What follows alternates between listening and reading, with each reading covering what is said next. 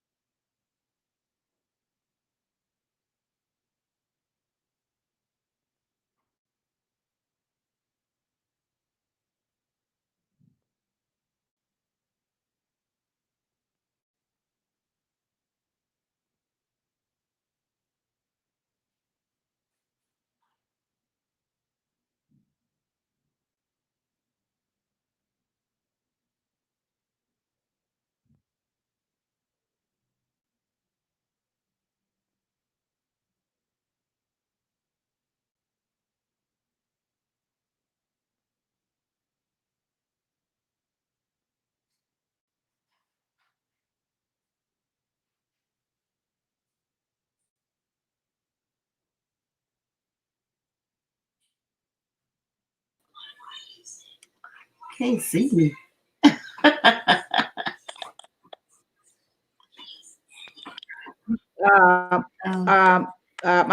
we on live, so I'm gonna mute you, okay? Okay. I can't see you. You gotta adjust your camera. Adjust my camera. I think your camera is real close on. You talking about me? Better. How you could get up close? All right, listen, y'all. We on. Listen. I want y'all to be careful. I had to get in because after 10 minutes it kicks you out, right? So like 10 minutes it would have just had to. So we're on. I want y'all to know. Let's not say nothing crazy, but we are on live, okay? Okay. We look gorgeous, matter of fact. All right, we all look gorgeous. Thank you. Thank you for that, because I hear everybody really. I'm gonna just leave it alone. Yeah. Okay, so if you go on my page, video, we'll go on live Facebook. Katie, can you hear everybody? Mic feel good? Everybody can hear me? I can hear you. Yes. All right, we getting ready to go. Katie, you want to say a prayer before we jump on? Everybody else, I'll just have to add on later. Because can you just say a prayer? Yes, Father God, in the name of Jesus, we just thank you for this opportunity. We ask you to bless, let it be a blessing to around the world. And we thank you for this opportunity. In Jesus' name we pray. Amen. Amen. Amen. Amen. All right.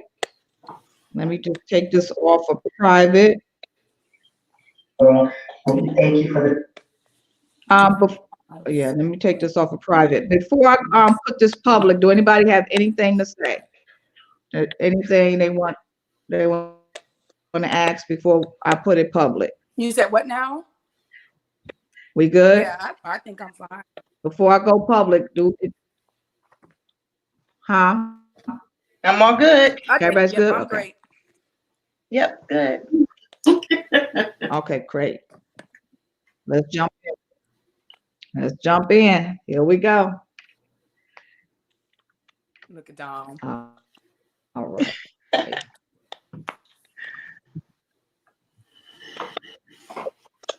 All right. Thank y'all so much for joining in. Again, this is Cassandra Aarons. And of course, we just coming to you live with these beautiful, awesome guests of mine. I'm so happy that they were so able to come on this Mother's Day, this special day. And before we get right into the meat of things, I'm going to ask Evangelist Lee. No, I'm sorry, April Tully. Yes, April Tully. To tell her about herself. Tell her about herself and what she's doing and what's your mission and what's your goals, and talk about your book. Oh, okay. So Hi, everybody. We appreciate you guys like spending some time with Cassandra on Mother's Day. There's so many other things you can be doing, but you're here. And so I'm so grateful to Cassandra for this opportunity to speak to you on her platform. I wrote a book. This is my very first book.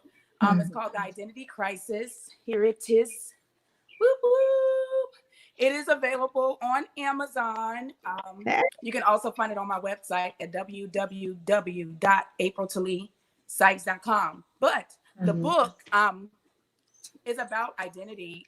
And basically, there's so many different things that go into our identity with our families, our identity when it comes to culture. And so all of these things play into our genetics. All these things play into who we are and the way we develop and are cultivated throughout life. Some of those, we make decisions based on that identity.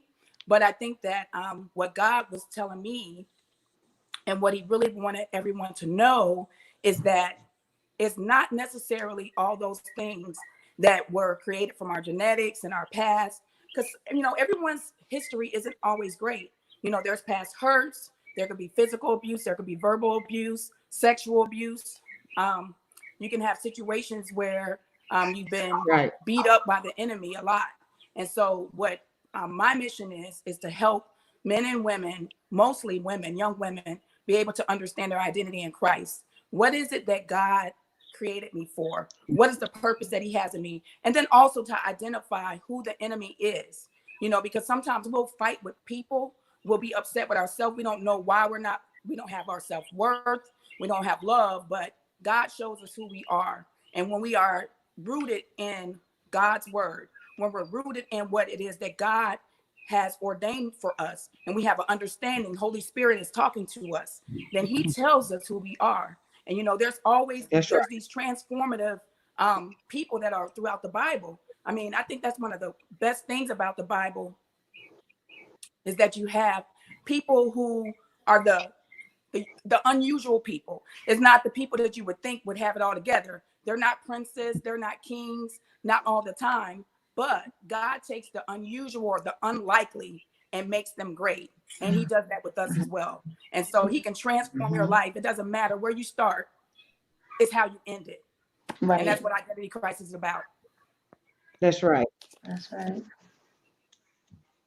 Amen. Thank you for that. Oh, you're welcome. Thank you for that. Thank you for that, my sister. And then Evangelist Katie, you're an author as well. I think we all are authors on this platform. That is so awesome. Yeah. Tell them about your book and what was your goal mission? Well, yeah, I was not yet. It's okay. coming. Go ahead, Katie. Good evening, first of all. I'm also an author of 3 books, and I've written these books a couple of years back. In fact, it's 2 of them up here.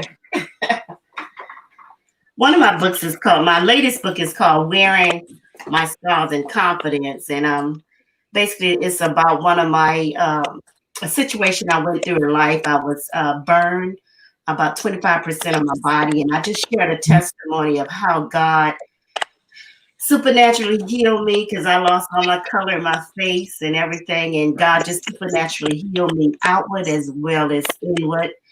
And my book is basically just to encourage people that no matter what you're going through in life, God can strengthen you and God can help you get through it. And also one of my other books I wrote back in, I believe, 2014. It's been a while. This one is called Confronting Racism in America as a United States Census Bureau Enumerator. And basically, this book is really a historian type book. Basically, I was just sharing my experience as a enumerator and going out in the area and just getting information from people and just interacting with them. And when I was out there, I realized at that time, there was a lot of people dealing with hate. And as we know, people are still dealing. This is a very touchy situation, racism. You know, it's a lot of people are really has a deep root of hate on the inside of them. And, you know, and I was just sharing my testimony interacting with those people.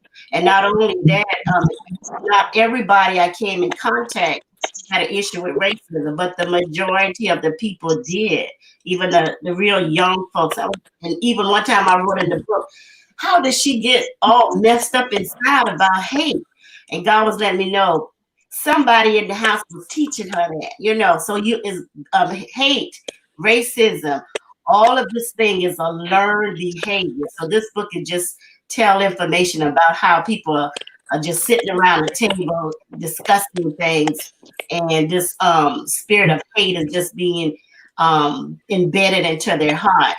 And basically, and also I wrote another book. I don't have a copy with it. It was my very first book. It's a children's book, and it's called Danny's Adventure in Africa. And basically, I wrote the book when my children were small, and my son, who is deceased now, he was the illustrator of the book, and he wrote he drew all the characters and everything. And it was just sharing a story about a little boy having an adventure in Africa. So I used to read that book to my children when they were little, and then about 15 years after that, after they grew up, I had got it published. So basically, I am an author. I basically write books. That's what I do on the side. And most of all, I'm a woman of God who loves Jesus. And I want to just share that with y'all. And thank you very much for this opportunity, Sandra. Amen. Thank you. Thank you for sharing that. Thank you. That is awesome. Racism, Africa, children's book. Man, that is just phenomenal. Thank you for that. And not only that, I'm working on a book now. Another one. Oh my God. Hold on. Hey, Sandra, do you mind I'm if I go get recording. my So you charger? gotta I go apologize. Go and get your charger. Yeah, for the phone. Yeah, go ahead. I want to just You go ahead and get your charger, but girl, you on Facebook Live. You just don't care. All you got is your phone and go. Mute your phone and go. Hey,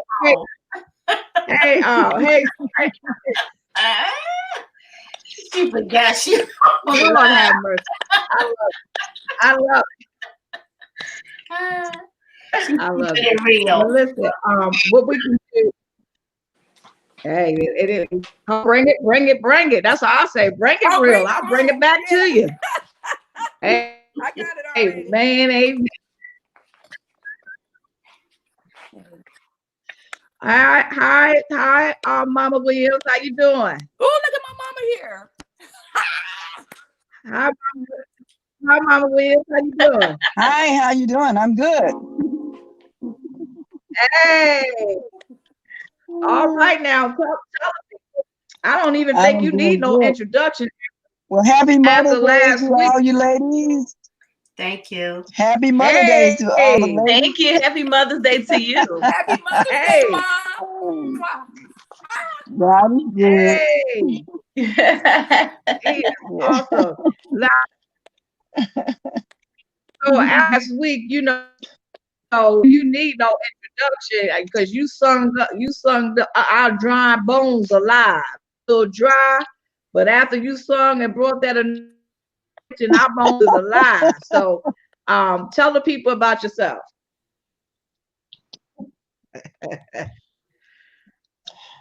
I am a gospel singer, Tell them what you do. songwriter, lover of Jesus Christ, and I write about him. I write songs and do some, and they're for Jesus Christ. I'll put it like that. My work is for Jesus Christ, and I do that.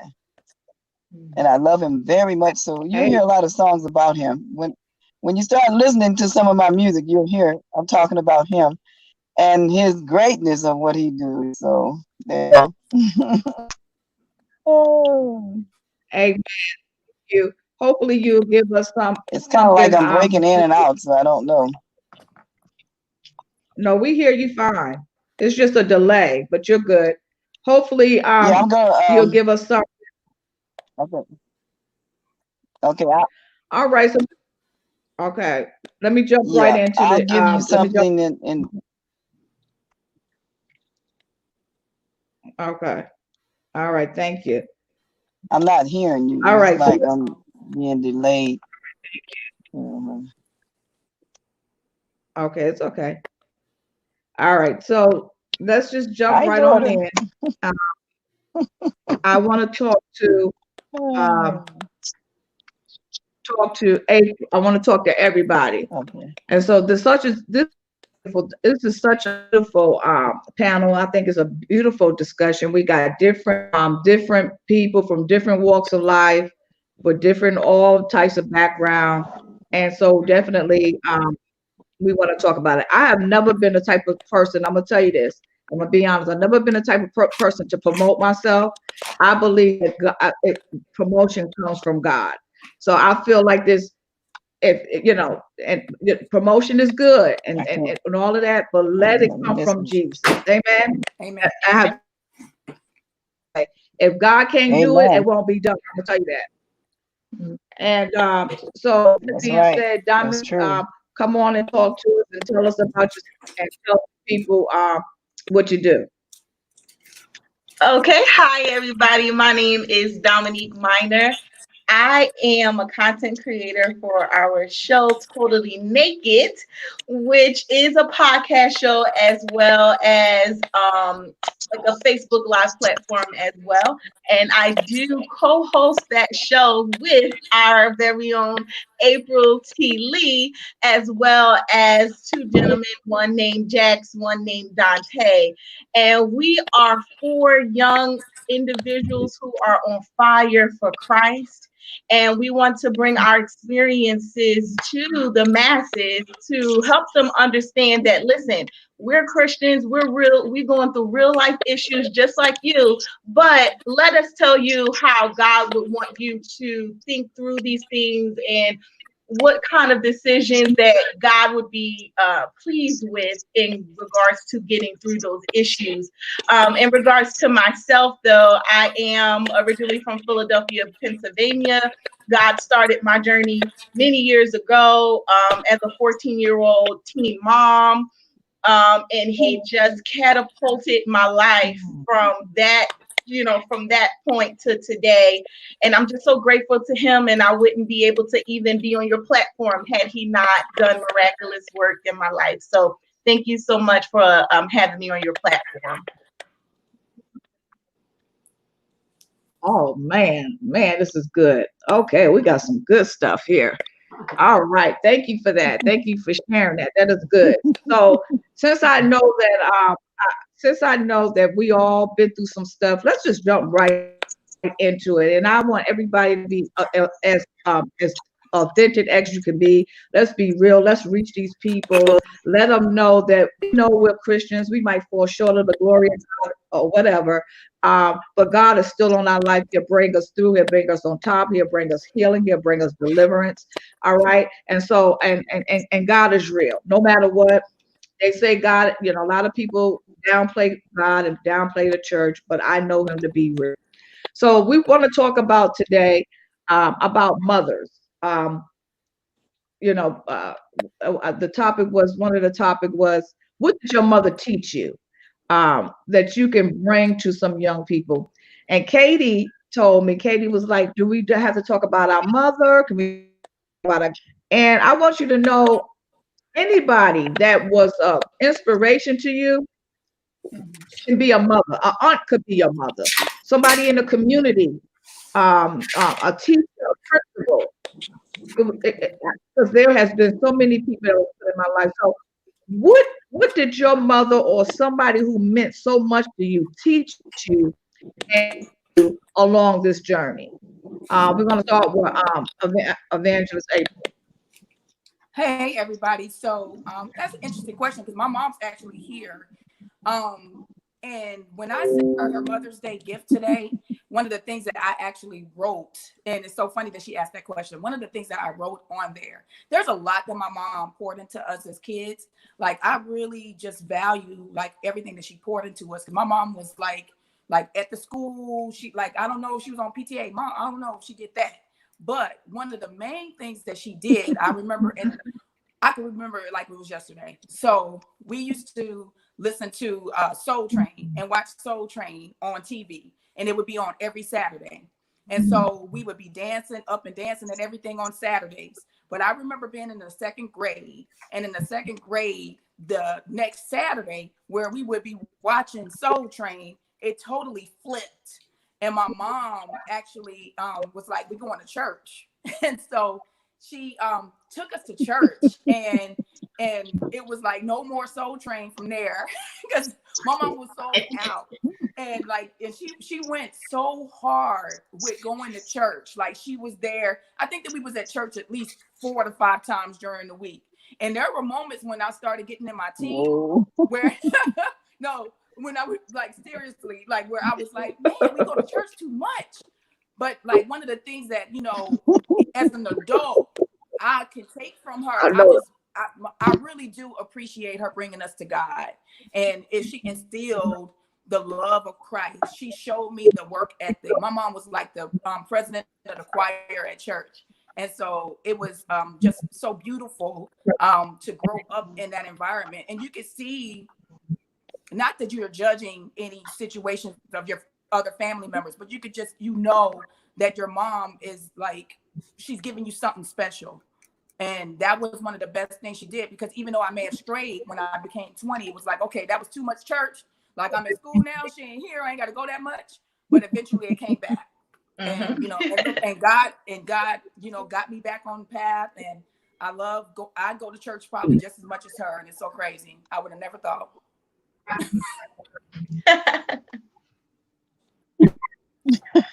Amen. Thank you for that. Thank you for that. So those are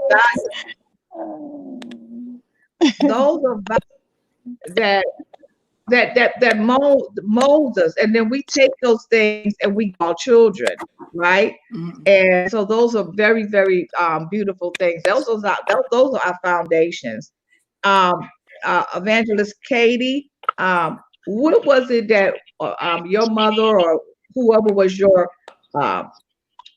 mother or coach that what was that? What did that look like? What did she instill in you that you carried and you passed on to your children? As I look back, I think of my mom when I was a little girl. She taught me what I saw her display, that she loved her family, and she loved her children, and she just wanted to keep them together. My mom died when I was in second grade, so that's why I asked you about my grandmother. And so at an early foundation, I remember my mom from a second grader, right at that age, that she loved her family, she loved her husband, she protected her children, she did all the little wifey things in the house. But when she passed on, my grandmother stepped in the house and she watched over her 8 grandchildren. So she became the mother figure in the house. And so when I look back at my grandmother, she taught us about God. She was the first one to teach us about God. And she taught all 8 of us. She drilled it in us that to love God. And she taught us how to pray. And every last one of us, she was so dogmatic about it. We didn't pray, she'd get a little comb and pop us on the head. You gonna pray. And she always in the morning time before school, she would in a circle after she gave us breakfast, and after we got in a circle, she'll make every one of us pray. And some of us didn't want to pray. We were ready to go to school. She always taught us, this prayer is going to help you later on in life. And as I look back, those prayers we used to pray help us later on in life, And also one of the greatest thing I can remember my grandmother instilled in me, she taught me integrity. She taught me, and she seemed like she was very hard on me. And she taught us to do the right thing when nobody is looking. She made that like a big issue. So she would seem like to me, she was just set Wow. little things up in place. And just to see if I'm gonna do it, or do the right thing behind her back. For instance, I remember her putting out cookies on a table and telling me, don't touch these cookies. Now, you know, as a little child, that's temptation. And so you'll be sitting there, and there were times I didn't obey, you know, and I got punished for it over cookies. But I remember her thing, it wasn't about the cookies. It was the main thing was about do the right thing when no one is watching. So, you know, and I instill that in my children and my daughter, you know, like when nobody is paying attention to you behind the scenes, do the right thing. Would you do that if somebody is watching you? And we got to remember God is watching. But I mean, like, you know, you went by yourself and you feel like nobody is watching you. Will you take that? Will you do that? You know, and so those are things that helped me along the way. And not saying I always did it right, because I didn't. But the majority of time, God will just pull me right on back on the right course. So I thank God for my grandmother instilling the love for Jesus, you know, teaching me how to pray, giving me a foundation as an early teenager, you know, before teenagers, really. And I thank God for, you know, the mother, and I'm passing these jewels on to my children, my daughter, and my nieces, and anybody who come in contact with me. I'm passing these on. So these are some things that could help them later on in life. So I thank God for my mother, and I thank God for my grandmother. And I thank God for all the mothers, because, you know, there were other people who also instilled, even one of my mother's friend, one of her friends, she instilled motherly things into me, just to be faithful where you at, you know, just enjoy the home you in, you know. She used to tell me, home is where your heart is. So wherever you at, be there, be all there. You know, if you right there in that house, just be there, not just thinking about something else, but just be where you at. So I thank God for all the mothers who instill in me. Thank you.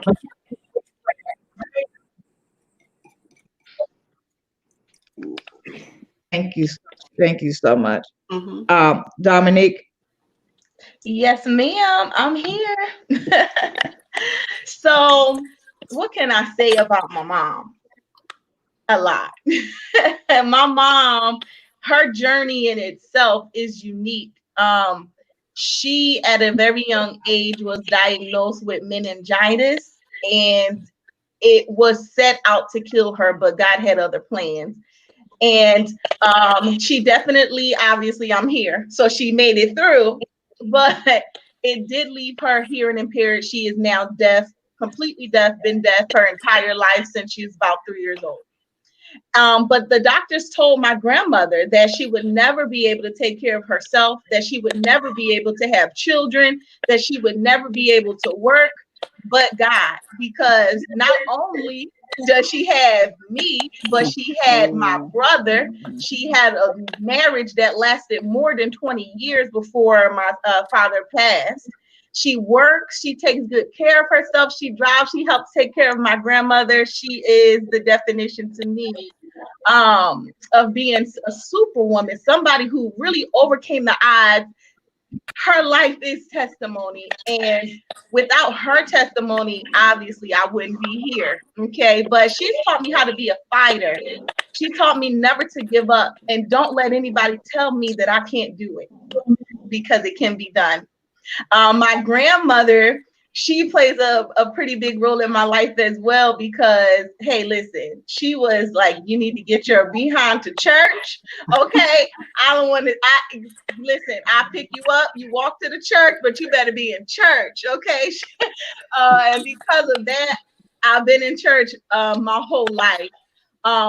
And a little bit, I felt like I was in church a lot, but I enjoyed it. I did a lot of youth activities and things like that. But she always told me, similar to what Katie says, that remember that God is always watching you. So regardless if you think you're going to get away with it, you're not getting away with anything from the Lord. Not getting away. So you need to have integrity, that you need to be yourself, love yourself, because God made you the way that you are for a purpose. And I never knew why I had this gift of gab, but we see now. Okay. But we see now. But yeah, I definitely learned perseverance from my mother figures. I definitely learned how to trust God, and that God will always prevail in our lives, always. And that's what I learned from them. Yeah. That is good.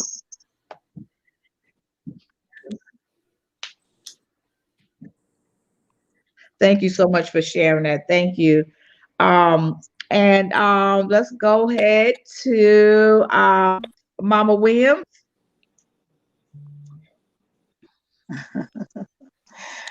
Yeah, I can go back a long ways.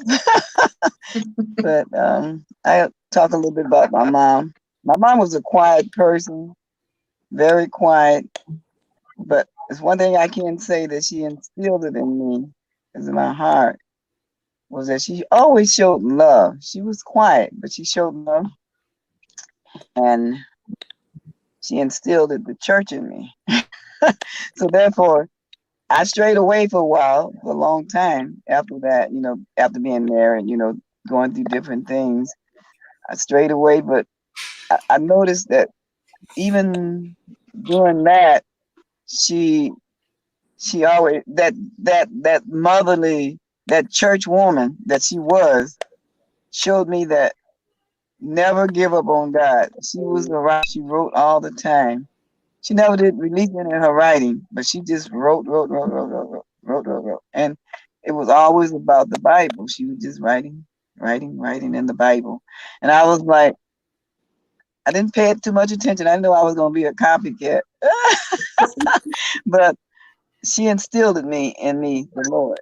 She instilled the word of God in me, because she kept me there in church. And I would go to church with, now she didn't force her children to go to church, but it was just like sometimes I believe God has a big part in your life as far as becoming a Christian. Even though you are sharing it, your parents may share it with you. That doesn't mean all the time you're gonna go with the word. Right. You may go in a different way. You might do it. Beautiful. Good. Hold on, just 1 minute. Okay. Got some Mother's Day gifts. Happy Mother's Day. Oh, Caesar.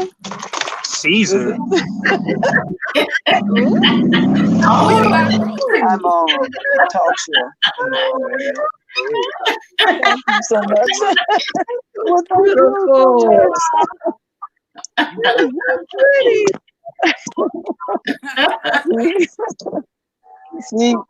See, I have another Mother's Day gift that came from my grandson. But it's just the principle, knowing that your mother is there, knowing that your mother did these things for you. And I understand that not all the time that you're going to listen to what God said, but in the long run, that instillment will come back to that child. You will go sometime and leave, but you will come back. You will come back. If it's instilled in your heart, like my mom did it to me, I noticed that it just took a little bit now, but it's still something there. And I know it's there, like some of your family members may have not went in, but it's just been instilled in the Lord. And the Lord will come to you too. I know he came to me as a young person, very young, when I was very young. And he spoke to me, and it wasn't, I won't tell the story about this, but I just say the part that he did speak to me in a time when I was in a fearful moment. And he spoke to me and told me one thing. And I remembered that, and I still remember that. It was like no other. I was crying. Something had happened in my life that, maybe parents didn't understand. They shouldn't do it at the time, but, they did it. But anyway, he said, don't cry. He said, go outside and look up in the sky. And I remember that today. I went outside and looked up in the sky, and all my fear went away, and all my tears went away, and I was like, what was that? Who was that? You know, somebody spoke to me, and it was God, you know, spoke to me to go outside and look up in the sky. And the fear left my heart. And I know that moment that God really, and I mean, that carried along with me. And I couldn't never forget God, ever. So he stayed in my heart, even though I might have strayed off a little bit, but I knew not to go too far, you know? So that's what I have to say about the Lord and being a mother. My mom was a good mom. She stayed with her children and she did that. So, Amen. Thank you for that. all right. Thank you. You want to just jump right in. I have mentors in my life and my grandmother. And one thing I can just say, I have strength. I have a strength that nobody that they had. We had all strong women, very, very, very strong. Women was very, very dominant. Women was very forthgoing. My family were founders. They were business owners, and they could take a beating. They didn't bow. They weren't weak. There was nothing weak about the Mosses. There was nothing weak about the Browns. There was nothing weak. We had work ethic. My mother taught us work ethics. I don't know. I hear nobody talking about they got a beat or nothing, but my mother beat me to success. My mom saw success in me. I was very lazy. I didn't want to do nothing. I was spoiled. I wanted everything easy. I wanted everything easy. I didn't want to work for it. I just wanted everything to be given to me.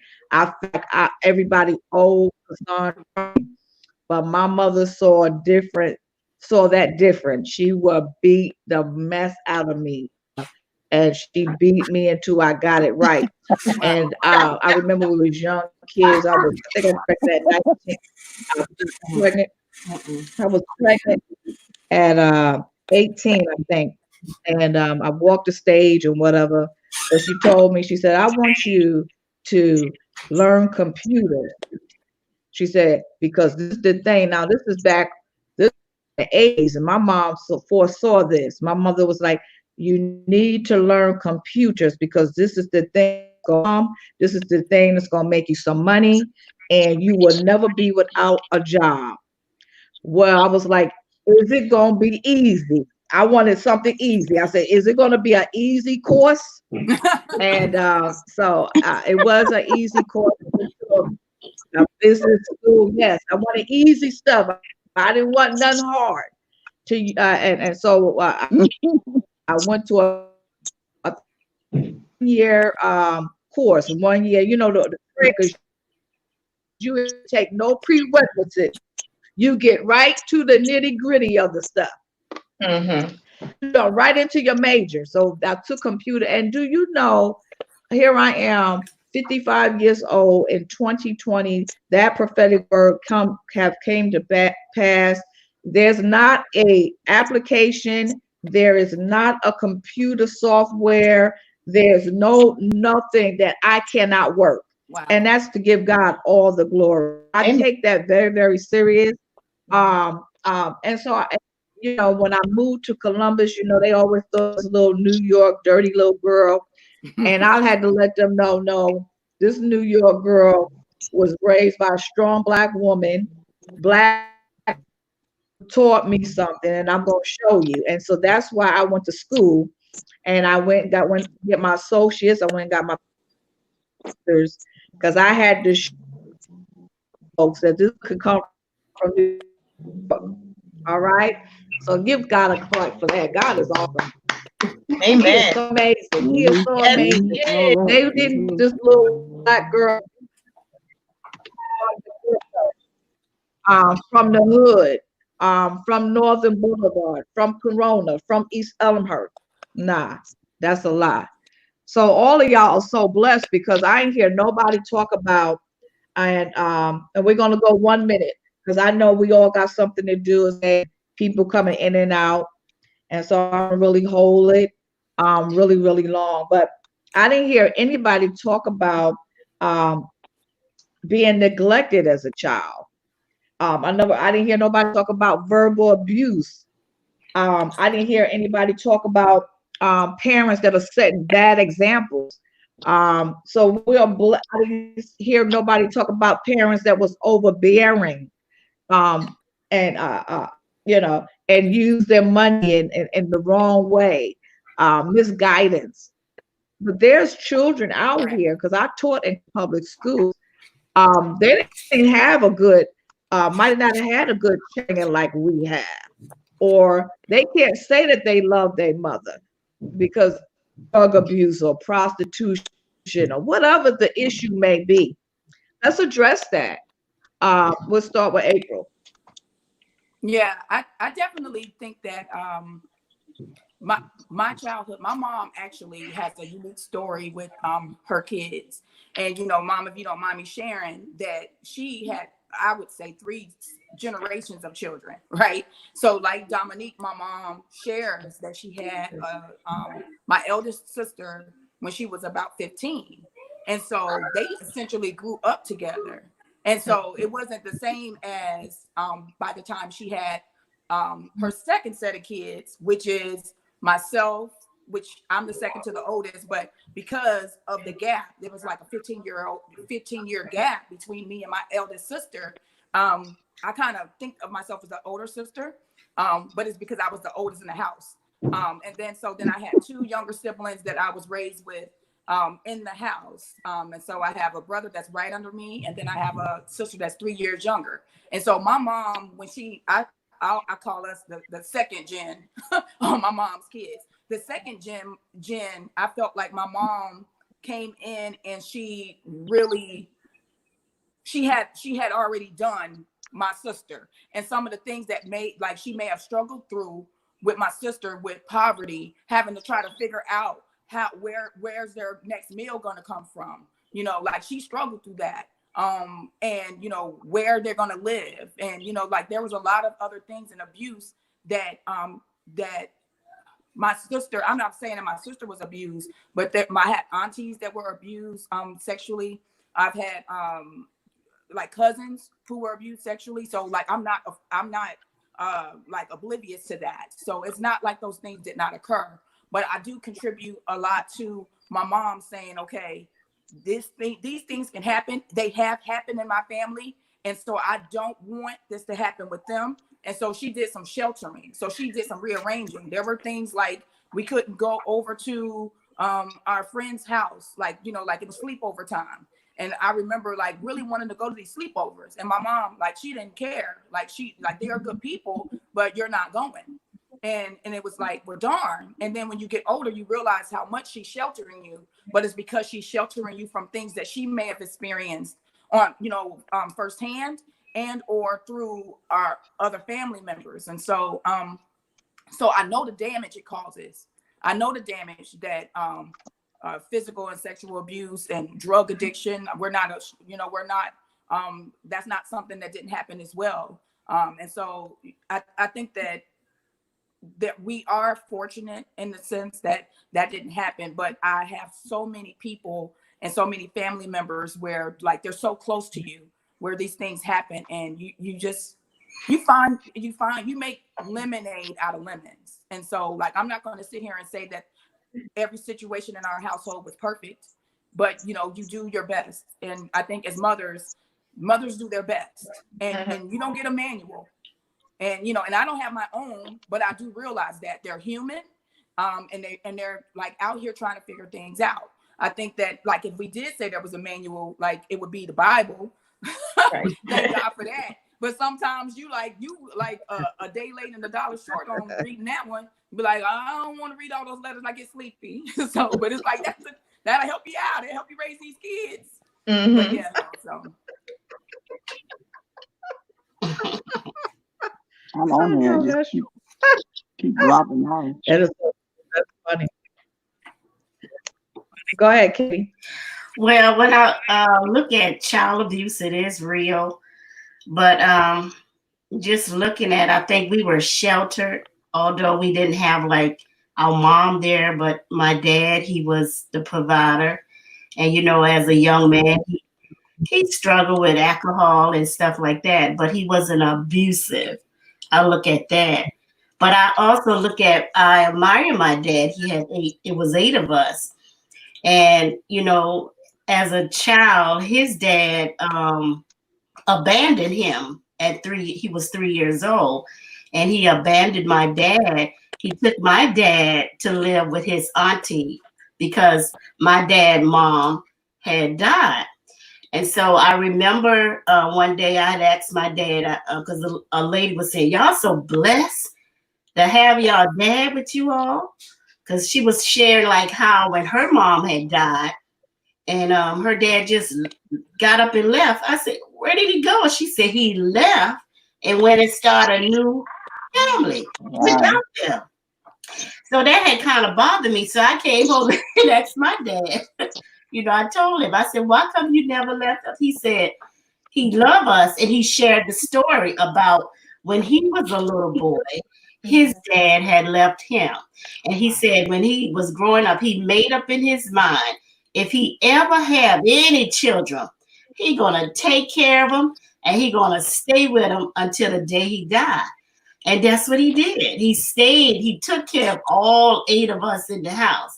And he made sure we had everything, He paid all the bills. So it was like we don't know how things were being taken care of, but he paid the bills, kept the food going. And he was a shrimp fisherman. So growing up, I used to hate seafood because we had everything that was out there, It was in our house in our freezer. So I used to hate seafood. It was just too much of seafood. And being raised down here on the coast, we always had great access of seafood. And so he made sure his children had all of us, he took care of us, but I look at it, he was a good dad. And I thank God for my mom, my mom, instilling us, and my grandmother protecting us, from, predators or whatever. And so, and my elder brother, I would call him, he was like the house parent. So if you did anything and you told, he would tell on you. He would tell my dad. So when he come home, you ain't get no money. So you would try to be on your best behavior. So, because back in growing up in the 70s and 80s, especially the 70s, $50, $100, even $20 was a lot of money, and it's yours. And if you be good, your daddy gonna give you a whole $20 and you could do whatever you want. So back in those days, that was a lot of money growing up as a little girl. But I think as child abuse, he protected us. And basically because he went through that abandonment, he felt that thing. And so he instilled in us, if you get some children, you lay down and get some, you gonna have them. And you gonna take care of them all the days of your life. You're going to protect them and, keep them. So that's what I was instilling out. I know child abuse is real. It's nothing light because a lot of people are dealing with it. But I thank God, he protected us and shielded us, from that. Good story. Amen. Thank you so much for that. Mm-hmm. It is real. It's real. Mama Williams. Yes, I can say April did a good. She did a good covering over that. About being the abuse type of person. I did go through a lot in life, but I also learned that by me knowing about God, it took me, a while. It wasn't as bad, like knowing that God was there. I didn't know how to deal with a lot of things, but I knew that I wouldn't allow my children to go through some of the things that I did. I kind of like touched down on the story earlier about the abandonment.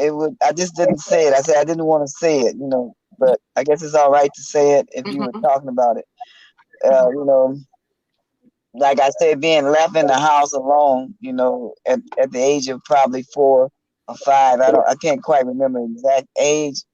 But I do remember crying and crying and crying, and then I heard the voice speak to me and told me to go outside and look up in the sky, and that was that. But over the years, there was a lot of things that went on in life, and I saw a lot of things, and I knew I wanted to shield my children and not allow these things to happen to them. I was very curious, and I'm still am about my grandkids. So therefore, it's just like whatever God is using me for. I said, use me so that I can teach my children. Use me that I can do the things that I do now, and that's about it. April did a good covering on it. She asked a lot of questions, and I used to get angry with her. I had to learn how to deal with that, because it was like when she'd ask me questions about my life, about things that happened, and I would get upset with her. I used to get it was like a spirit would come out of me, like, why is she talking about this? Mhm. This is done. She don't need to know about this, but then she did need to know, because that way she could probably express it and know the things that's going on in her life, or things that might have happened in her life, and the reason why I was like I was towards them. God introduced me to him again and showed me that was the way that I should go, is to teach my children of him. And I learned when I heard him tell me that, I started instantly. I didn't stop and wait to go and do this. I wasn't always, in the right, because there was a time when I was just out there doing things, but God showed me that I belong to him. So therefore I had to get right. And he let me know, you're going to raise these kids right. You're going to bring them up in church. This is how you're going to do this. You're not going to beat them. You're not going to abuse them. You're going to have to stop that. You're not going to do those particular things. But you are going to raise my kids, his kids, up in church. So I give him the credit for being all my kids. So therefore, it's just like he's been my father. He's been my husband. He's been everything for me. And later on, if you would like, I would like to share this song that is a song that about love, about Jesus.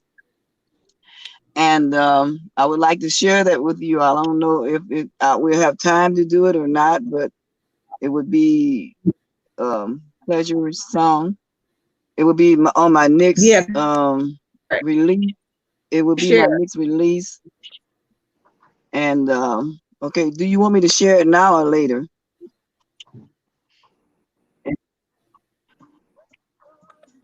You can share it right now. Get a break. Okay. Yeah, share it. All right. The song is called I Know. Because see, in the time of process of my husband passed, I didn't share that my husband had passed a couple of years ago. And being a woman, even though I'm an older lady, it's still that you have love in your heart, and you still want to desire love, somebody to love you.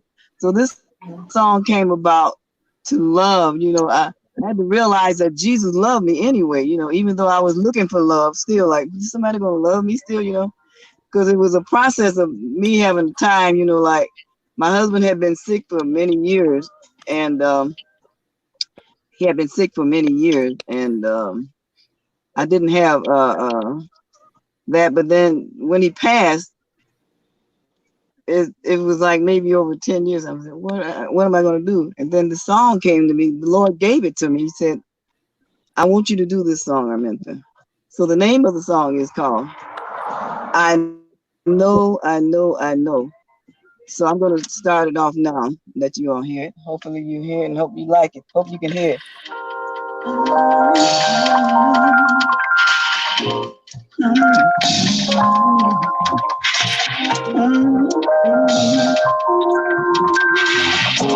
Why should I feel longing for your love?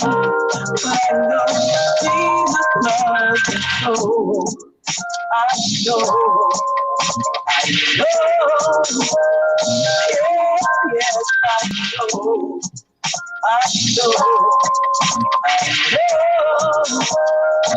All the Bible tells me so. I know.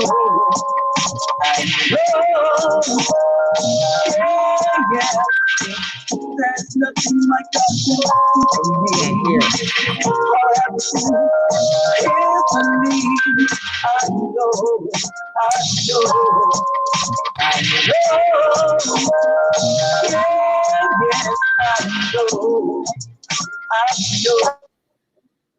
can't hear it. I can't hear it. I can hear Let it. me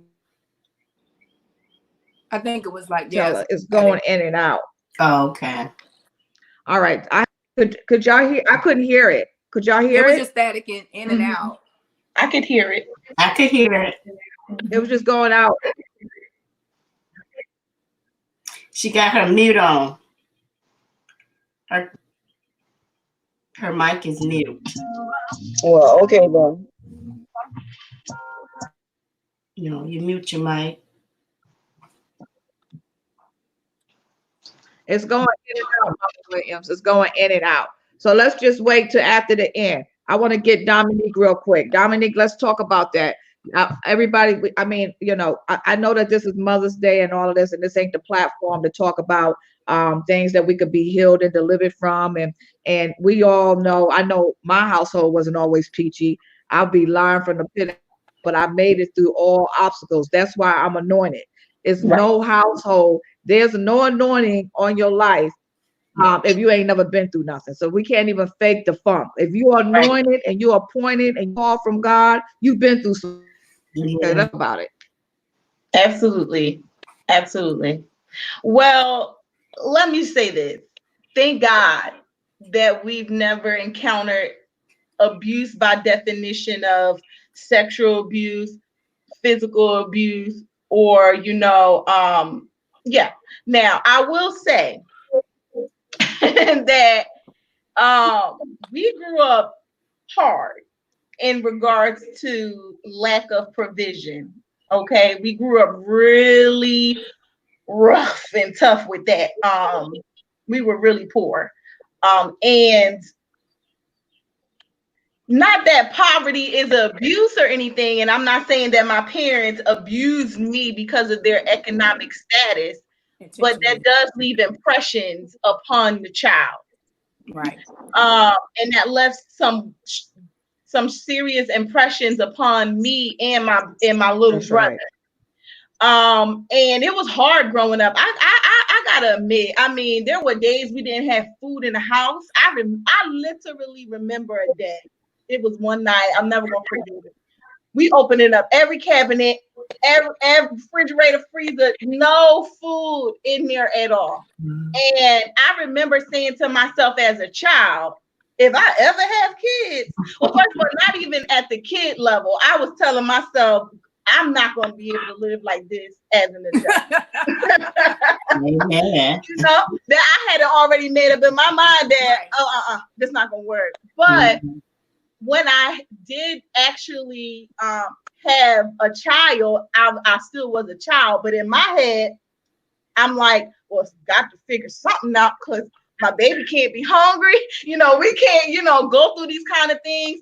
I mean, we grew up, sometimes without the electricity, sometimes without the heat in the dead of winter, things of that nature. And that left some scars because it dictated how I spent my money. I wasn't tithing properly because I'm like, God can't get this 10%, honey. I done got 10% to give you. Okay. It really affected those kind of things. And I'm really a stickler. So I really impress upon my child about financial literacy. And I really press upon, and I'm me and my son, because to what April said about Mrs. Williams, that, having a child that young, you basically are growing up with that child. I mean, he saw me go through some mistakes and everything like that, but I'm very open and transparent with him, so he doesn't fall into those same pitfalls that I fell into, or that even my parents fell into. But I'm open with him about budgeting. I show him my paycheck and I show him all the bills, because I need him to know it ain't easy. Okay. It's not easy out here, and I just feel, having that financial literacy is important. but yeah, like I said, I can't say it's abuse, but I can definitely say it left scars. And those were scars that I was not willing to leave upon my son, as well as his friends. Because when his friends come over here, look, I tell people's parents up front, if you don't want me talking to your child can't come. Okay, because I'm sure going to be talking to him. I'm going to be talking to him about the Lord. I'm going to be asking them, do they know about money? I'm going to be asking them what's going on in your mind. I'm going to be asking. So don't bring them to this address if you don't want me inquiring. You know what's going on. Okay. So, but I feel like the open dialogue, you know, it may not be abuse happening in my home, but I let this space be a safe space for my son, for his friends. If there are things going on, this is a safe space where we can talk about it. We can pray about it. We can, you know, joke, have some fun, and it be a space where other children can get an escape from their realities as well. But it is a serious thing. And as a mother, I don't think your job is to only protect and guide your own children. I believe that it is your duty to guide and protect all the children that God allows to come into your path to the best way that you could possibly do that, whether that's going to talk to the parent if there's some things that's going on, or even if it's just giving encouragement to that child that they can take with them, that somebody is telling them that they're loved, that somebody's telling them that they're valuable, that somebody's teaching them something, you know, that they've come into contact with. Miss Sandra, is it okay to say, because like I think that like when you talk about the things that Dominique went through, and because that there's like a neglect abuse, but it's not intentional. Right. And my mom went through the neglect abuse as well, and I don't think it was intentional on their side as well. But I when you look at the difference in age, there's this respect level that I've observed from my own mom, that because she respected her family so much and her parents, that she had a more difficult time with being able to look at them and say that was bad, or like, and you know how like Dominique is processing that and saying, okay, man, that didn't feel good. That was bad. That was horrible that we had to go through like the cabinets and stuff like that. My mom, sometimes what I've observed from her over the years is just that because of her level of respect for her, she wouldn't want to say anything bad. And I think it's just one of those things that because of the age difference, and maybe something that's instilled in the kids of the 40s or the kids of the 50s, where maybe it's like we're a little bit more outspoken about some of the stuff we observe. So it's not that we want to disrespect, you know, what happened, but just be able to acknowledge it, because you can't heal from stuff if you don't acknowledge it. I agree. And it's your testimony. It's your journey. It's what God did in my life to say, you know, Dominique, you went from being in the hood in South Philadelphia, living on the block where there's crackheads, drug dealers, all kind of stuff around. But to the glory of God, He allowed your life to get to a place that if you look at me today, you would never think. People look at me today and they're in shock. When I tell them that I have a child that's 15, they're like, wait a minute, how old are you again? Wait a minute, you can see them calculating the dates in their head. You know, if you see me now, you wouldn't be able to identify that I've went through those things, and that's just God, you know. But being able to say I went from the bottom, now I'm here, you know, is important for people to understand that, you know what, then maybe God still loved me too. Because when you're going through those things as children, sometimes you feel as if, does God really love me? Even as a young adult and an adult, when you do experience hardships, you question, well, God, where you at? You said you'll never leave me or forsake me, but I'm looking all around and I feel like I can't see you, feel you, you know. But when you see other people's stories that they've come from, like we like to say in the church, a mighty long way from the muck and miry clay, then it gives people hope that, you know, if God did it for you, then you know what? There's chance and possibility that if I open myself up, that God can do the same thing for me. You know, but April, I will say, I do sometimes share my testimony because I never want my parents to feel bad.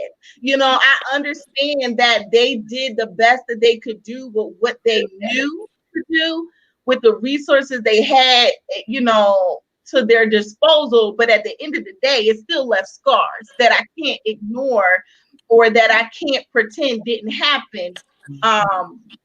Because that would just be an injustice, not only to other people, but also to my testimony with the Lord. Amen.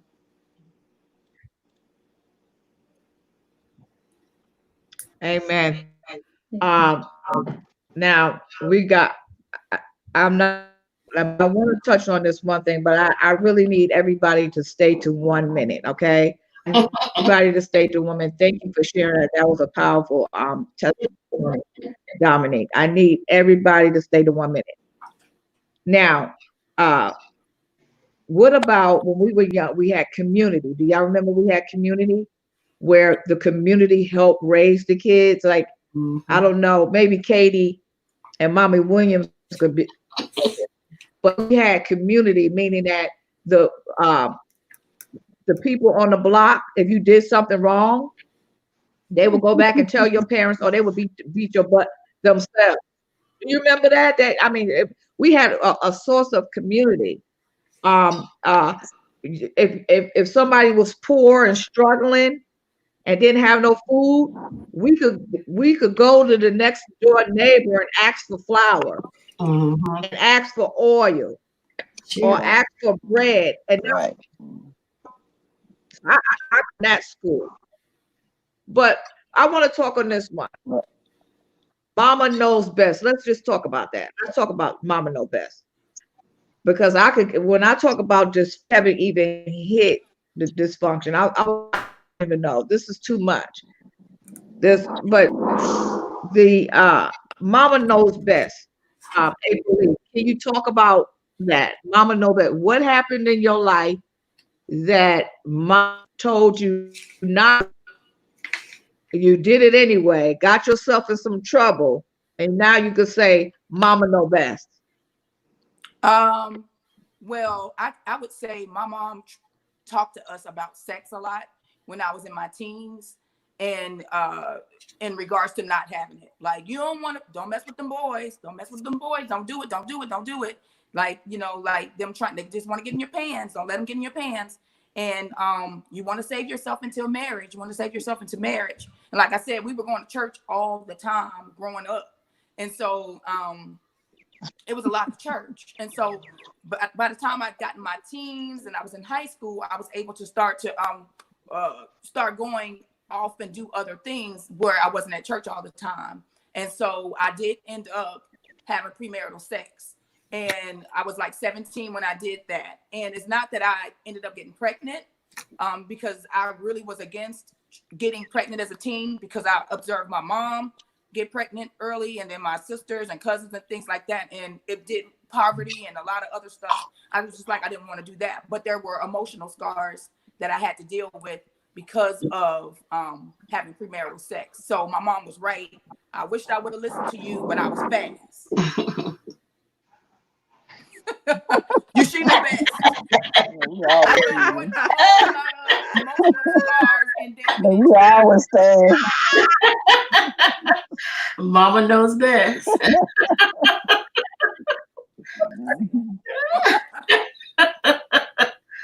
That's a good. I like that. Go ahead, Katie. Mama did know better. Well, I look at it, and you, Mama knows best. I look at it basically when you maybe my grandmother told me not to do something, and then I got in trouble about it. She knew best. She was trying to help me not to get in trouble, but you know, you just want to do you. You know, you just want to be yourself. You just want to do it. But also, you had talked about this community. I just want to mention that growing up in a small town, I look at it, the community is like the village. And basically when you did something that was wrong out in the community, another person will step in, because they know your parents, or they know your mom or your grandmother, whatever. And if you did something out in the community, they gonna fuss at you there, and then they're gonna either get on the phone and call your house and tell what you did, or they're gonna come down there in person and tell tell my dad, or tell I would say my elder brother, because he was considered a house parent at that time, because he was over 18 and everybody was under 18, and he was the oldest. So everybody, if you did something in the community, they would come and tell him. And then back in the day, we used to get with it. We had to go and pick our own switch. I don't know if you all might know about that type of lifestyle. You go pick your own switch, and don't come back in the house with a little switch, because if you do, my grandmother gonna go out there and take her time and maybe get 2 or 3 of them and just sit there and clap together. And then it all depends on what you did, and so she would plait the switches together, and you a whipping. So basically, mama knows best, grandmother knows best. When they tell you don't do something, it's for your own good. And then if you decide you want to violate the rules and regulation of the house, there's a price to pay. And it's you pick your own switch. And if you don't pick the right one, I'm going to pick the one that I want, and I'm going to take my time and plait it up and use it on you. So mothers knows best. So basically, if you tell your child something, you're only telling them that because you don't want them to experience the pain of that situation, But sometimes you want the child want to be bullheaded or hard-headed and want to go out there and find out for themselves. Now they're in trouble or shame or whatever. But the mother was just only trying to warn you, because either that parent done went down the road and experienced that themselves, or they done heard about it and they know how much pain it is. So they trying to protect you from protect you from something that they don't went through and they don't want you to experience. Basically, they're trying to protect you from a bad experience. But oftentimes, we want to experience it anyway, We want to just do it. And then it'd be an ugly situation, but we sometimes want to just experience it ourselves. And then we don't know for sure. That's just like putting your hand in fire. Somebody said, don't touch that. They're telling you it's going to burn. But if you want to be hard-headed and go and touch it anyway, you're going to say, yeah, that really does burn. And you're going to feel that pain. So basically, mama knows best. When she's warning you about something, she trying to help you avoid some pain in your life. So mama knows best. Mm-hmm. Yep. Thank you. Thank you so much for that. Yeah. For that. And Mother Mama Williams, me too. Yeah, I can understand a lot of that, because when growing up as a child, that some of those things happened to me. It was like, maybe as far as that mama do know best, but sometimes mama give you a whooping and you didn't deserve it because you didn't do the things, But my sister, I had an older sister that used to do a lot of things, and she was really cute, and boys liked her, She really liked. A lot of boys liked her because she was cute, and had that long pretty hair, and and she would do things. And I don't know, for some reason I would get blamed for it. I'd get the whoopings too, because the neighbor came, well, yeah, your kids was over there doing it, all of it. I wasn't even in it. I'm like, what are you talking about? I get a whooping. I'm like, what happened? Now, I don't even know what happened, I wasn't looking at boys at that time, I wasn't thinking about no boys. but she was, you know. So we get whooping, but mama still know best. I thought about some of the whooping, like I tell my daughters. I say I got a lot of whoopings, but I think back and I say, well, you know, it was a lot of things I was gonna do that I wasn't gonna get caught. So I think I got those whoopings early. So it was just like, well, you know, I got whoopings and I thought about them as well. I didn't get mad with mom totally. I just thought about it. I said, well, maybe it was something God knew I was gonna do. So I just got the whoopings early because they wasn't gonna catch me, you know. So that was it. So yeah, moms do know best. They tell you something. I wouldn't have got pregnant at an early age if I'd have listened to mom. You know, she was, don't do this, don't be out here doing this, don't do this, don't do that. But I'm like, oh, it ain't gonna happen to me. And surely it happened, but that's all right. You know, moms do know best. So when they're telling you something, it's for your good. Believe me, it's for your good. And that's it. Did I stay a Amen. minute? Stay a minute. Thank you. Thank you. Oh no, you're good. Y'all good. Y'all good. But you know, before we was on this, I wanted to talk about just if we can talk about it for 1 minute. Why is it so important, April, to obey your parents? Why is it so important to obey your parents? Um, the Bible says, obey your parents so that you can have long life. What would you say to some young thug out there, some young person that don't know the word, that just disrespecting not only his mom but all the authority? What would you say to the young boy or young girl? Who's that question for? Is it for Dominique or? For you, April. Oh, April. I didn't I hear said, her say my name. I'm sorry. I think it was breaking up. Okay. So it's okay.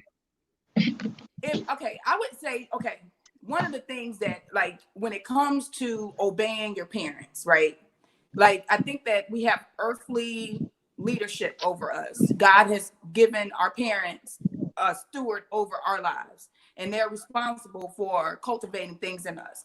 And so if we have a difficult time with being able to obey the people that are stewarding us, you know, here in an earthly realm, then it definitely lays the foundation for us to be disobedient to our spiritual father. I think that when it and those, I think that they both come with consequences. Like, there are always consequences to an action. So when your parents, like, definitely if your parents are teaching you good things, if they're telling you that, hey, I need you to do your schoolwork, I need you not to be dating boys, I need you to stay focused, you know, stay in the house, don't go outside, don't mess around with those bad kids, or, you know, they can be trouble.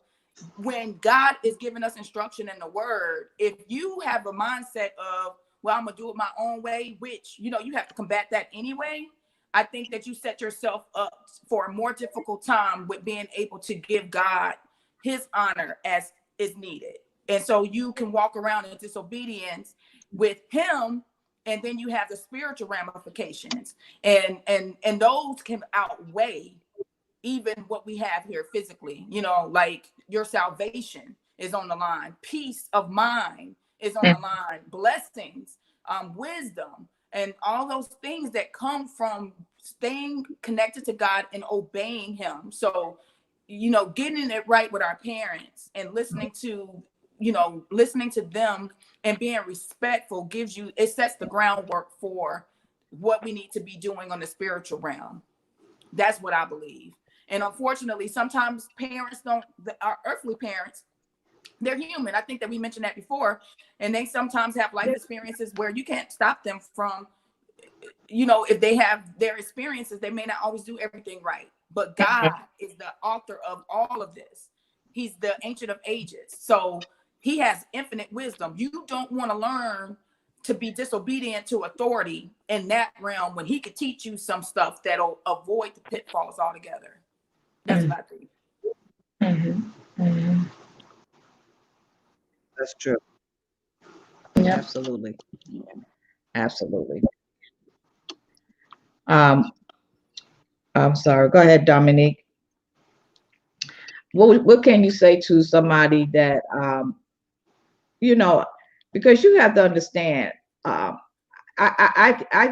get it. I can understand why some kids are disrespectful. Okay, you in a home, you don't get a hug, you don't get a kiss. You left in by yourself. Sometimes you don't even get a home cooked meal. Sometimes mom's not there to even give you a sandwich. You're left alone to fend for yourself. Some people, kids are left alone to take care of the brothers and sisters in the home. I mean, I can get some of them are left to get high. Mothers leave the kids, they go away for getting high. And kids don't know how to channel that stuff. What can you say? I get it. I could get the bit of anger, um, and the disrespect. But what would you say to somebody that's going through that? My advice would be twofolded. Part number one is explaining to them that although you see them as your parents, before they were your parents, they were their own individual people that came from their own individual struggles, that has their own individual background.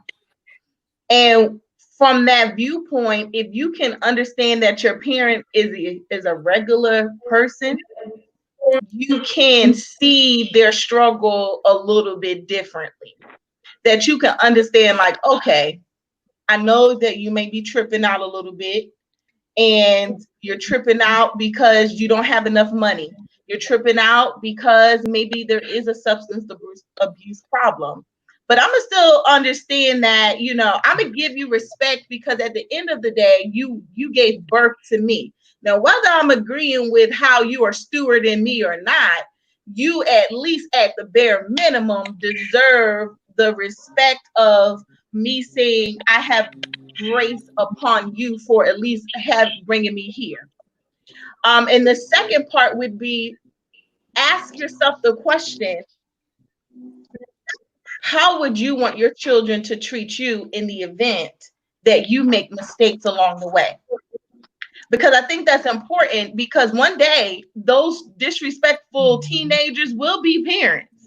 Right. And they will be bringing along with them their own baggage from their own experiences.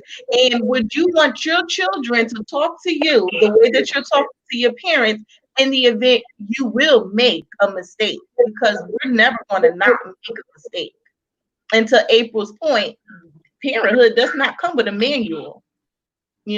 So I think that just letting them know that you need that same grace when you become a parent, and understanding that your parent is an individual first and that they fall and come short, to help them change their perspective on their relationship with their parent, that they can come to them in a little bit more respectful way.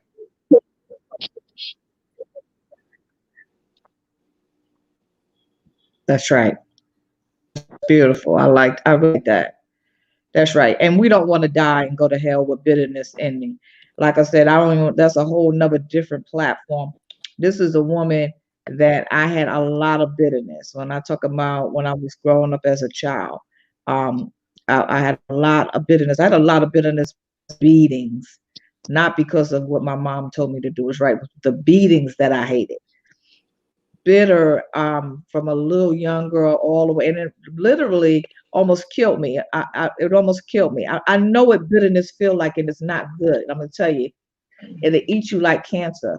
And it wasn't until I found the Lord, and I promised to God on this. When I found the Lord, I had to go through deliverance on that bitterness. But I'm gonna tell you something. If God would have took me out at that time, I would have died with a lot of bitterness inside of me, and Wow.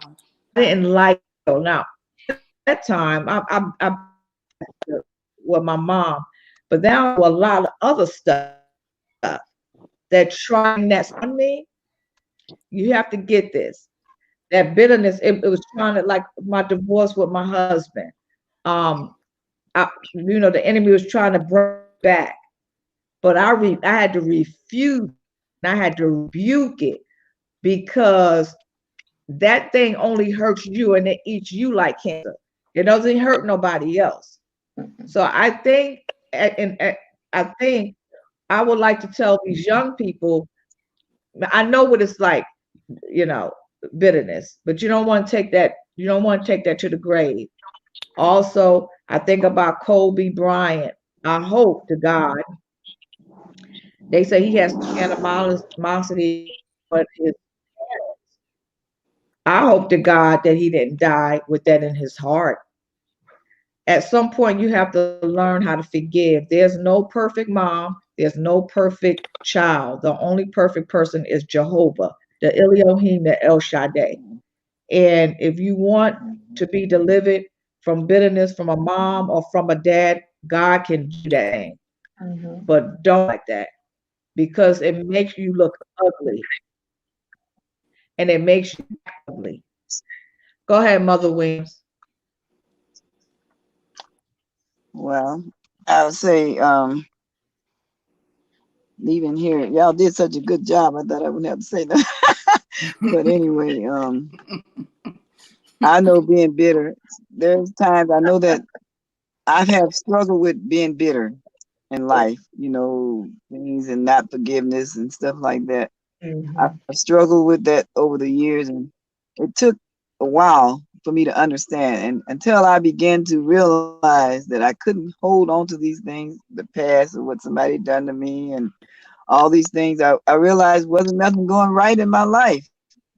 Everything just seemed to be, I could do this and do this and do that, but it's like God would bring me back to that place where I had to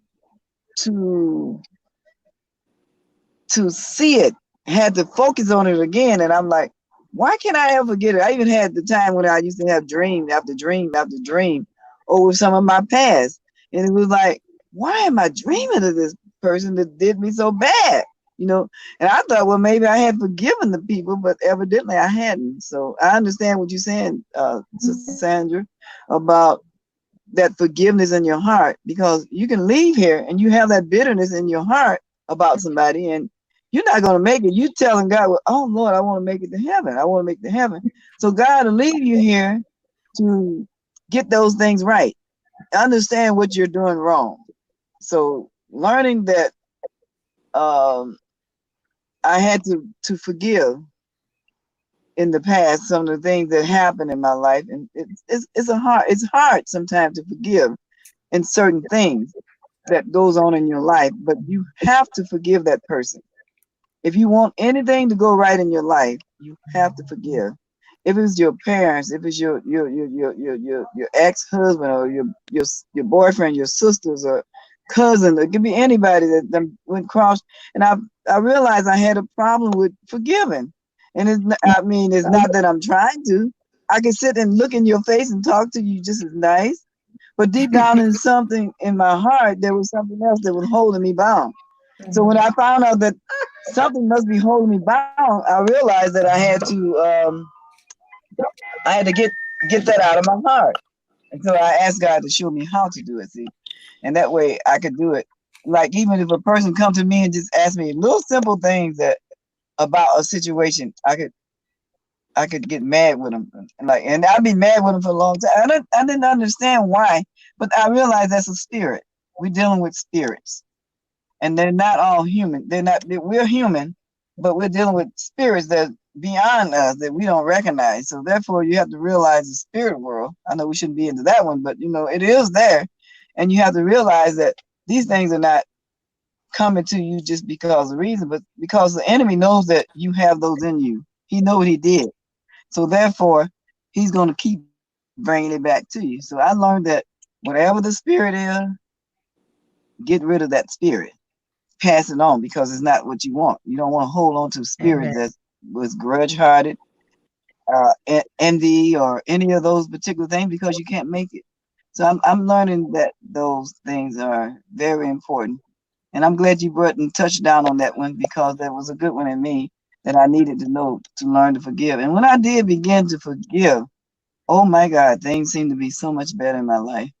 And not that they won't come back up, But you got to remember, you cast it down. You don't want to even think That's of right. it no more. But it'll come. The enemy will still try to bring it back to you. That's So therefore, you just know that within you, in your heart, that you've forgiven someone and let it stay there. Because it can become a monster. It can become a monster in your life, and it can tear you down. That's all I want to say about that. Sure will. Forgiveness. Hey, man, It will thank you tear for that. I down. really So you don't enjoyed want that. to be Thank you. I'm torn glad I down. brought it out too.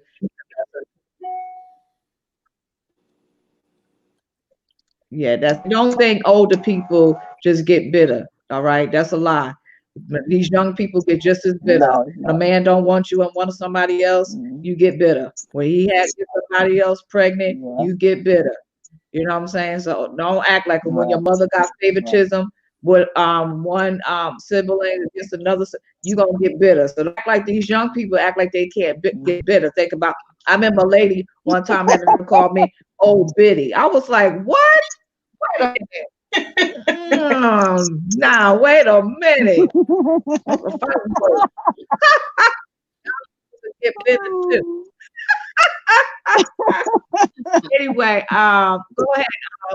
Yeah. Oh, Biddy. What? You kidding? Fight words right there, sis. Katie, go ahead and I'm not sure because I was booted go out. ahead and jump in on that. Okay. I'm not sure. I think you all were talking about bitterness. Because my computer just booted myself out. Something I did, I touched, and I lost connection. But when I just want to jump on, when you think of bitterness, it's like a cancer just eating you up on the inside.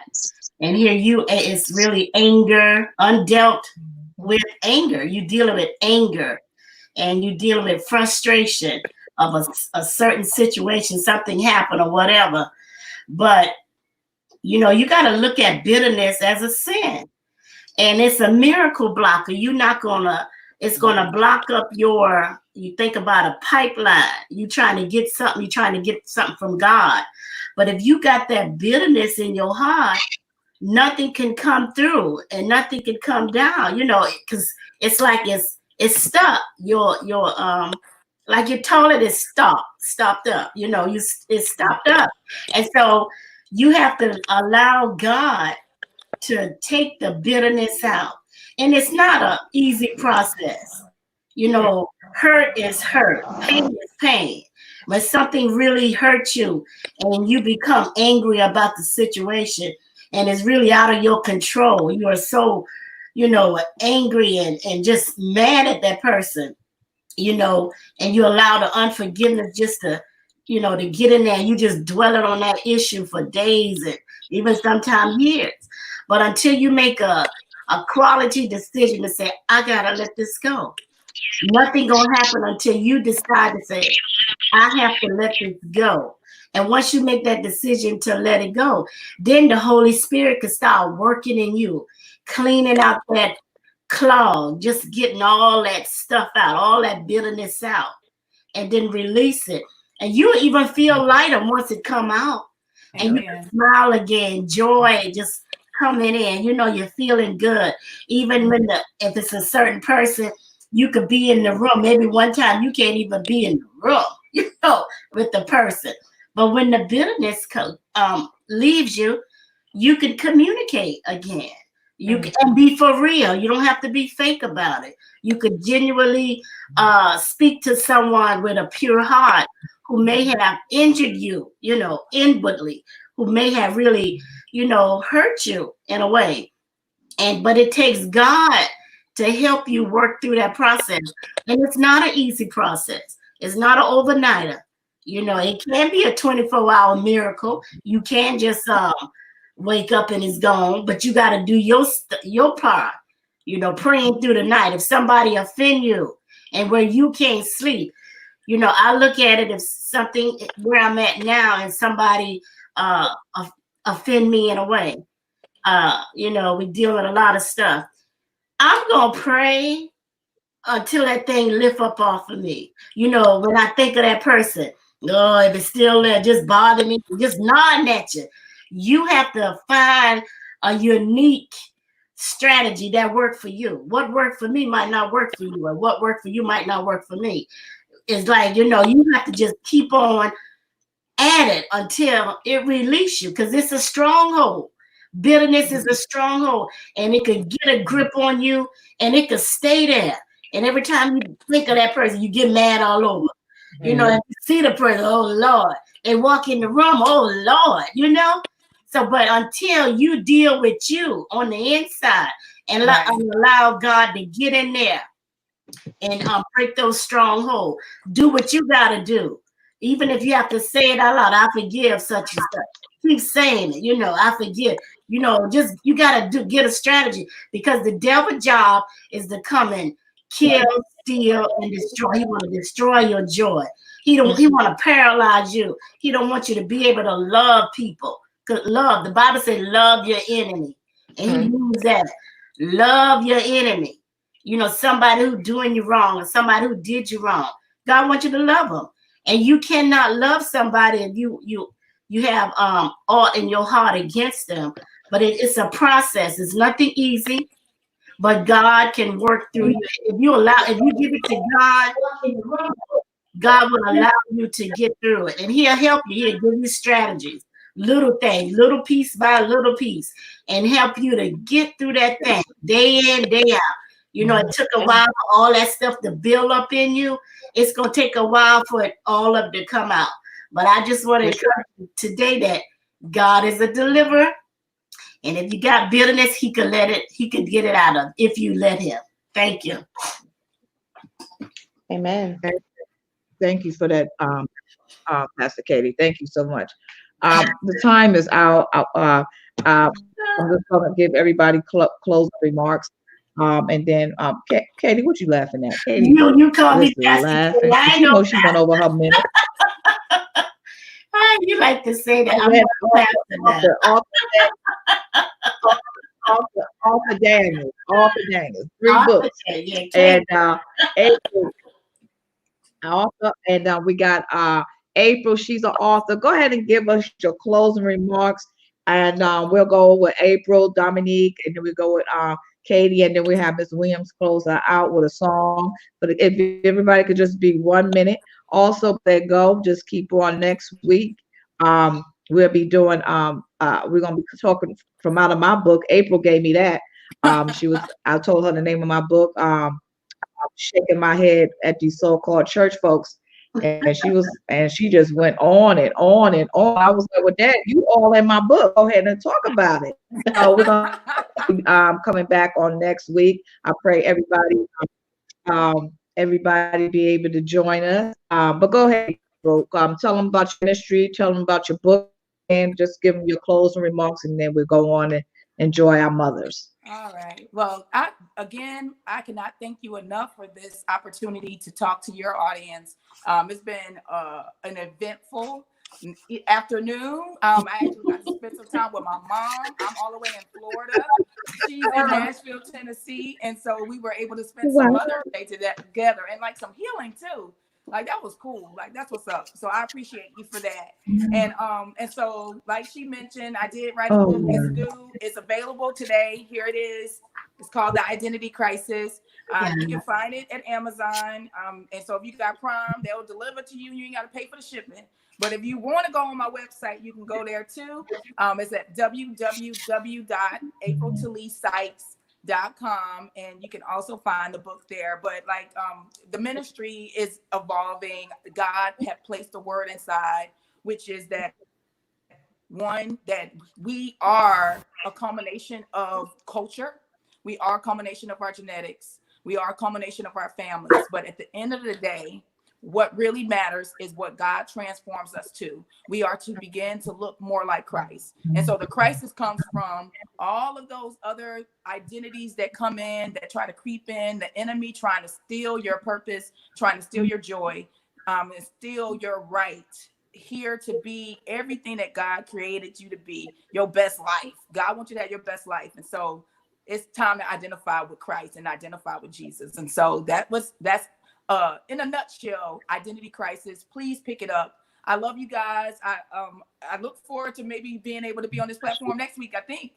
So we could talk about Miss Cassandra's book. So, all right. Happy Mother's Day, everybody. Thank you. God bless you.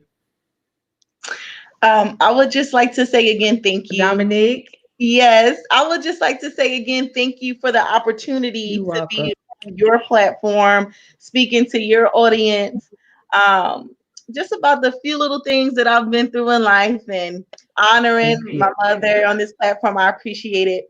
But I would just like to encourage your listeners, if you have, millennials or anybody like that would love to, digest everyday issues and be totally naked about this thing, take it back to where Adam and Eve were totally naked in front of God, not only just in the physical but in the emotional and in the mental. And if you would like to have those type of discussions with us, join us on Sundays at 5 p.m. We are on Anchor and on Spotify. Our podcast is named Totally Naked.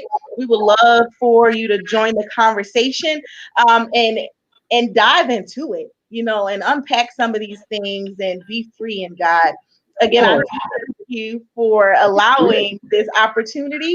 And hopefully you could come bless us on our podcast as well. Yes. And you could talk about that book and you could bring all that funk and all that fire with you. Yeah. We can awesome.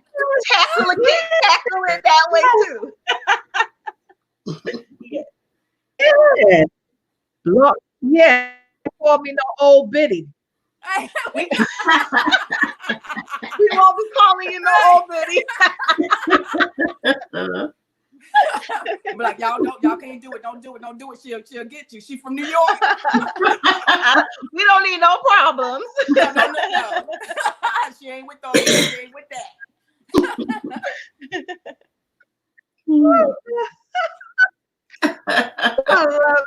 I love it. Thank you, guys. Thank you. I enjoyed you. Author Katie, go ahead and tell us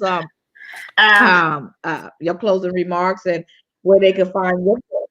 Okay. Basically, I want to say thank you, Cassandra, for inviting me. And my books can be also purchased on Amazon.com or even at any of your local bookstores or Exibris.com. Basically, I really enjoyed this little talk show. It was fun. It was very educational, informative. I enjoyed just getting out and just, sharing what's about being a mom and some of my experience. So I hope I was a blessing to some of your audience members. And I look forward to doing it again. And thank you, Cassandra. And nice meeting each of you. Likewise. Nice meeting you as well. Thank you so much. Thank you, Katie. And is Miss Mama Williams on? No, I see her. Is her face moving? It looked the same. I don't see her. I don't see her.